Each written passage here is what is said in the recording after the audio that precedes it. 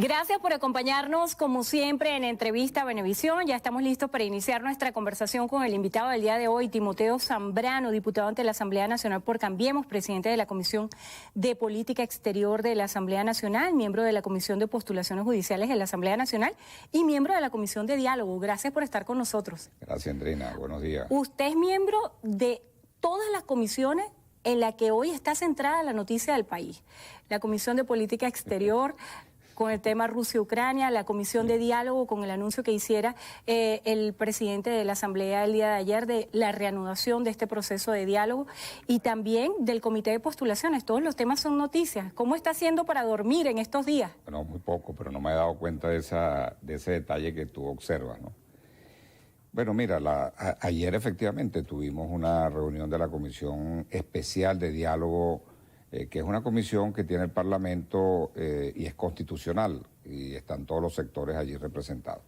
Muy importante porque, Endrina, sin duda alguna, la realidad ha rebasado los otros procesos de diálogo. Es decir, yo creo que hay que reinventarse ahora, hay que replantearse. Por ejemplo, el conflicto como lo veíamos hace, el último acuerdo que se firmó fue el 16 de septiembre del 2019, que lo firmamos nosotros, que fue la Mesa Nacional de Diálogo, y con lo que se ha venido desarrollando esta normalidad democrática que tenemos hoy en día. Hemos tenido dos procesos importantes, hemos reinstitucionalizado el Consejo Nacional Electoral, tenemos una Asamblea Nacional que está legislando, y ahora, como tú bien lo decías, tenemos un comité de postulación judicial que tiene la responsabilidad, y que será en horas, de entregar la lista de 271 postulados que han cumplido exactamente todo lo que establece la ley. ¿Qué viene ahora? Escuchábamos a Elvis Amoroso ayer cuando estaba haciendo la recepción de esta lista de los 271 postulados,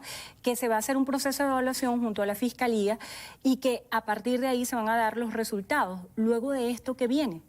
Bueno, el mecanismo que viene es el siguiente, ¿no?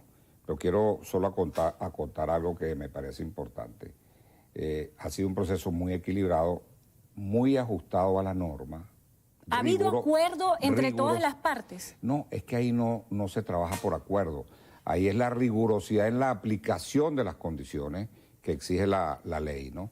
Y se ha hecho. Acuérdate que ahí habían, en total, eran casi 500 postulados, y habían 530 y tantas postulaciones porque algunos se postularon en varios cargos.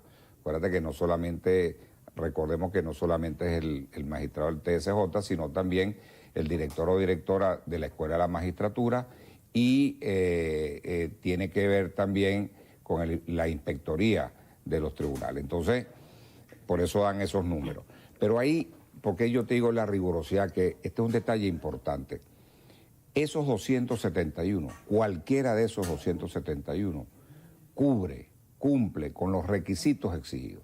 Es decir, que tiene el Parlamento un abanico importante para decidir quiénes serán los 40 más los 2 que van a asumir la gran responsabilidad del Tribunal Supremo de Justicia. De tal manera que eso es un dato, un hecho trascendente en este momento. El poder moral se declara en sesión permanente. Muchos venezolanos no entienden cuál es el impacto de la designación de estas nuevas autoridades. A su juicio, ¿qué representa esta renovación del Tribunal Supremo de Justicia? Nosotros hemos iniciado un proceso de reforma del sistema judicial. Y eso lo iniciamos por el sistema carcelario, ¿no? Hay una comisión que está trabajando allí, muy importante, que la preside Diosdado Cabello, y creo que está haciendo un trabajo extraordinario. Esa comisión ha ido, mira, a todas partes, y ya estamos en una fase de informe, que ya lo veremos, ¿no? Y luego la reforma de la ley del Tribunal Supremo de Justicia, que contempla aspectos trascendentes importantes. Y eso pasa por tener un nuevo tribunal. Y además hubo un recorte del número de magistrados. Antes eran 32 y ahora estamos en 20 de magistrados, tal como lo estableció, por cierto, la Constituyente del año 99. Y esa es la gran reguladora de todo este tema. Y ahí, a partir de allí, vendrá en el medio, vamos a decir, aquí tenemos el máximo, en la reforma del sistema carcelario, es la base de la pirámide. Bueno, aquí en el medio hay una cantidad de elementos que tendríamos que ir a reformar y que de hecho este comité va a durar en sus funciones 2 años, lo que significa que vamos a más en esa reforma tan importante. Temas como el retardo procesal, el tema de los derechos humanos. El Ejecutivo el día de ayer hacía un anuncio. No, y las nuevas, perdóname, y las nuevas leyes progres, ¿no? Que es importante también, matrimonio igualitario, ese tipo de cosas, ¿no? Que son temas de profundo debate en el país y en el mundo. Y que además vi en todas las entrevistas que me tocó estar en el Grupo 3, que preside el presidente del comité, por cierto, Giuseppe Alessandrello, bueno, trabajamos esos temas y en general creo que, mira, por eso te decía, estos 271 los veo a todos preparados y preparadas para asumir este gran reto que tiene el país y eso tiene que ver con la reinstitucionalización de Venezuela. Por eso era tan importante tener una asamblea que retomara la constitucionalidad y ahí en ese proceso estamos. Hablando acerca del tema de los derechos humanos, el día de ayer el presidente Nicolás Maduro anunció que sostuvo una videoconferencia con Michelle Bachelet para solicitar asistencia técnica en materia de justicia para los venezolanos. ¿Qué alcance pudiera tener esto y de qué manera se puede entramar con lo que está sucediendo con la renovación de los poderes en el Tribunal Supremo de Justicia? Bueno, porque esto va a ser una revolución en el continente, lo que estamos haciendo. Y por lo tanto, yo le explicaba en una misión que tuvimos en el Parlamento Latinoamericano que queríamos que nos acompañaran en este nuevo proceso de reinstitucionalización, porque se habla mucho de la reinstitucionalización como un cliché, pero ¿cómo lo materializa? ¿Cómo lo concreta? ¿Cómo se come? Y cómo se come. Entonces nosotros decíamos, bueno, queremos que nos acompañe la Corte Penal, el fiscal, por aquello de la complementariedad, que es muy importante y yo creo que está asesorando de manera fundamental en este proceso que estamos viviendo. Bueno, la señora Bachelet es excelente, que también en materia de derechos humanos, aunque nosotros tenemos una constitución muy garantista, pero que hay que ir desarrollando todavía esos principios y que no hay duda que lo vamos a desarrollar en este proceso y si hay reformas que haya que hacer, vamos a tener que hacerlas para ajustarla a los nuevos tiempos que tenemos. De tal manera que tiene un impacto en la región y en el mundo y no se trata que seamos solo en eso los venezolanos que lo hagamos, no. Hay experiencias en otras latitudes, hay tratados y convenios internacionales que necesitamos ajustar nuestra legislación a esos tratados. De tal manera digamos que es una responsabilidad compartida en el caso, por ejemplo, de materia de derechos humanos, porque, bueno, los derechos humanos son el paraguas de la dignidad humana y ahí tenemos que estar toda la región y el mundo comprometidos con su cumplimiento. Hablando de las otras comisiones en las que usted hace vida, la comisión de diálogo, el anuncio que hiciera ayer el diputado Jorge Rodríguez de la reanudación de este proceso de diálogo, que lo llamamos el diálogo de México, pero no sabemos dónde ni cuándo se va a retomar. ¿Cuáles serían las recomposiciones que se harían a partir de este momento? Bueno, yo te voy a dar una opinión personal aquí. Yo creo que ya ese tema del diálogo de México está superado por la realidad. La agenda es otra. Es decir, ya la agenda no es una agenda muy localizada, ya el tema no es el conflicto como tal, el país está en una senda de normalidad. Por lo tanto, lo que creo que debe ser una agenda es la agenda país. Yo creo que por ahí es donde debemos entrar, no una agenda localizada de 5 o 6 puntos sobre algunas cositas, no. Es la agenda país. A lo mejor tendremos que llegar a una reforma profunda del Estado, no lo sé, pero tenemos que transitar a lo mejor por esa ruta. Y además, si bien nosotros hemos ido normalizando el país, lo vemos en el día a día, aunque tengamos las sanciones, que tengamos el tema económico pendiente, hay una serie de temas del día a día que tenemos que resolver. Pero no hemos resuelto, por ejemplo, Endrina, la normalidad internacional. Entonces, eso necesita atención y eso pasa por 2 cosas. Comunidad internacional importante, relación con los gobiernos, relación con los parlamentos, reconocimiento, etcétera. Y luego también yo tengo que introducir un tema que a mí me preocupa mucho y que lo he hecho en distintos escenarios, que es el tema del exilio.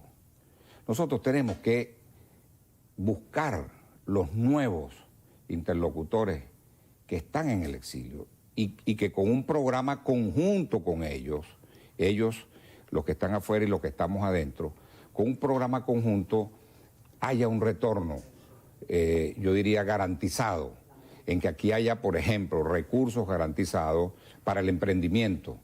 Esos van a regresar, esos venezolanos van a ser unos grandes emprendedores con toda la experiencia que tienen, por decir alguna cosa. Pero bueno, tenemos que resolver el tema de presos, tenemos el tema referido a la presentación, es decir, todo eso. Hace una nueva recomposición de la agenda de lo que se estaba tratando antes en las negociaciones. Por eso es que eso está superado por la realidad y tenemos que responder a esa nueva realidad que tenemos y bueno, y que tiene que ver también con el conflicto que el mundo está al vilo de una guerra, pero nosotros tenemos que responder por nuestra gente y nosotros no podemos dejar atrás, dejar tirados a nuestra gente que por una u otra razón se fueron al exilio o emigraron, pues para decir que no es que hay un exilio formalizado para todos los que se fueron, pero los que tuvieron que salir por distintas razones. Bueno, yo creo que tenemos una responsabilidad compartida con ellos de construir su retorno, un retorno, yo diría, bien a conciencia y con una respuesta del Estado para que ellos se queden en su país. El presidente Nicolás Maduro cuestionaba la cifra de venezolanos en el exterior. ¿Cuántos venezolanos hay en el mundo que han salido por distintas razones según la información que ustedes manejan? Bueno, no hay una cifra tan confiable, se ubica entre 4 y 6. Yo diría que ese es más o menos quizás la banda en que se puede mover, aunque otros dicen que hay 1 millón y tanto. Pero sea la cifra que sea, yo creo que es importante no dejarlos atrás, hay que tender la mano, hay que construir el regreso juntos con ellos, por eso nacen unos nuevos interlocutores, se necesitan unos nuevos interlocutores de nuestra comunidad que está fuera del país. Y yo creo que en esta etapa, si queremos darle normalidad internacional a la situación de Venezuela, no solamente es ocuparnos de la comunidad internacional, gobiernos multilaterales, parlamentos, etcétera, sino tenemos que ocuparnos de nuestra gente. Y yo creo que eso está primero en nuestra agenda política, debe estar primero en nuestra agenda política en esta nueva etapa del diálogo y que el diálogo sea en Venezuela. Es decir, no podemos hacer diálogos ya por fuera, tenemos que resolver nuestros asuntos. Los venezolanos, que lo dije siempre, y por eso nació, ¿te acuerdas?, la Comisión de Diálogo Nacional, ¿no? Entonces, que ha dado todo este fruto, que ha generado todas estas condiciones para que venga Estados Unidos, para que hayan nuevos diálogos, en fin, todo esto que el gobierno le llama reseteo, yo le digo, bueno, una recomposición, pero al final lo importante es que tengamos una nueva agenda que sea de todo el país. La agenda país. La posición de la Comisión de Política Exterior en torno al conflicto Rusia-Ucrania y la nueva realidad que supone en el marco de las negociaciones si se habla de los intereses de Venezuela.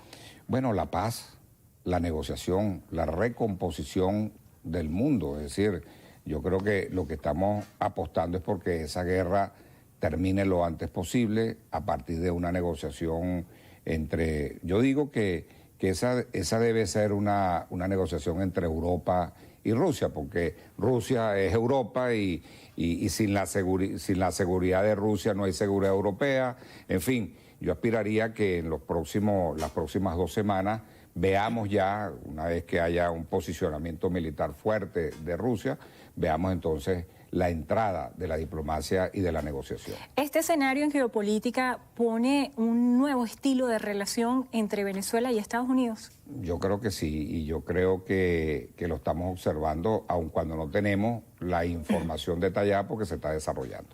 Y también considerando que sigue persistente el decreto de Obama que fue ratificado por Biden recientemente, así como la política de sanciones. Pero eso va en una ruta que seguro está en esa negociación y será desplazado. Por eso te decía al principio, la realidad está superando los hechos. Ya esa conversación del gobierno Biden, de esta administración con el gobierno de Maduro, obviamente supera lo que había antes. Entonces, será una cuestión de carpintería y creo que están en este momento en la carpintería para darle a conocer al mundo y al país cuáles son los términos de esas negociaciones. La paz siempre es el camino. Y esa será siempre, yo creo que lo que hemos transitado esta ruta, el fin último nuestro es la paz, ¿no? Gracias por estar con nosotros en Entrevista Gracias. Venevisión. Timoteo Zambrano, diputado de la Asamblea Nacional por Cambiemos, presidente de la Comisión de Política Exterior de la Asamblea Nacional, miembro de la Comisión de Postulaciones Judiciales y miembro también de la Comisión de Diálogo. Gracias por acompañarnos. Gracias. Gracias a ustedes también por habernos acompañado. Hacemos una breve pausa. Al regreso, más de Noticiero Venevisión. Quédense allí que ya venimos.